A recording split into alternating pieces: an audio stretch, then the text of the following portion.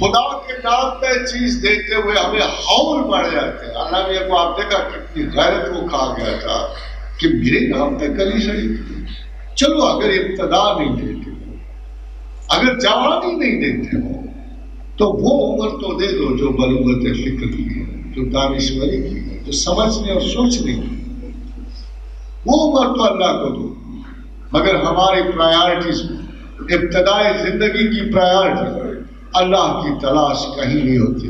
اور ایک بات خاتون و حضرات یاد رکھیے گا کہ تمام اضطراب صرف ایک وجہ سے. There is some scheme which God has made for me. There is one scheme which I have made for myself. میرے بارے میں ایک سکیم اللہ نے بنائی ہوئی، لکھ کے بند کر کے فارغ ہو بیٹھا ہے. اللہ کے رسول نے فرمایا کہ اللہ نے تقدیر عالم لکھ کے 50,000 سال پہلے سیل کر دیا. مجھے تو نہیں اس کا پتا. میں اس کی بجائے اپنی زندگی میں ساری پلاننگ خود کر رہا ہوں. خاتون حضرات، اللہ کی پلاننگ میں جو میرے بارے میں ہے اور میری پلاننگ جو میرے بارے میں ہے، اس میں جتنا فرق ہوگا انگزائٹی. یہ وہ فرق ہے جو مجھے ایکسس کرتا ہے. میں خدا سے پہلے خدا کی جگہ سوچ رہا ہوں.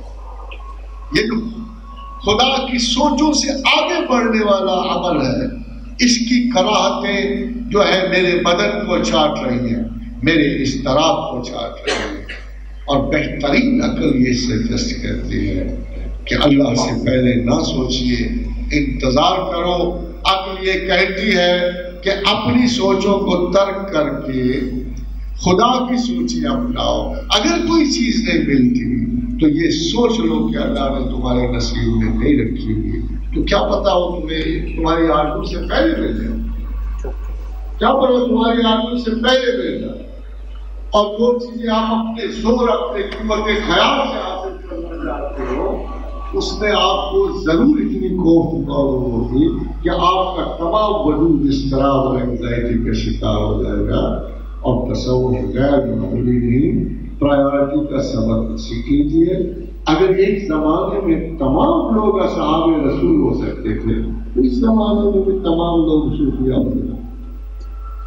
اصحاب رسول تو نہیں ہو سکتے، مگر اللہ کو تلاش خدا سے محبت کرنے والے، الہا و جاری کرنے والے، ترجیحات کو درست کرنے والے، اور اس کے نتیجے میں پروردگار عالم آپ کو یہ شرف ضرور بخشے گا کہ امن اور اطمینان. اللہ نے کہا ما یفعل اللہ بعذابکم.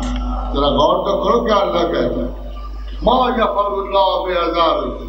مجھے کیا پڑی ہے کسی کو عذاب کو. چپ کر کے صاف کر دیا اپنے آپ.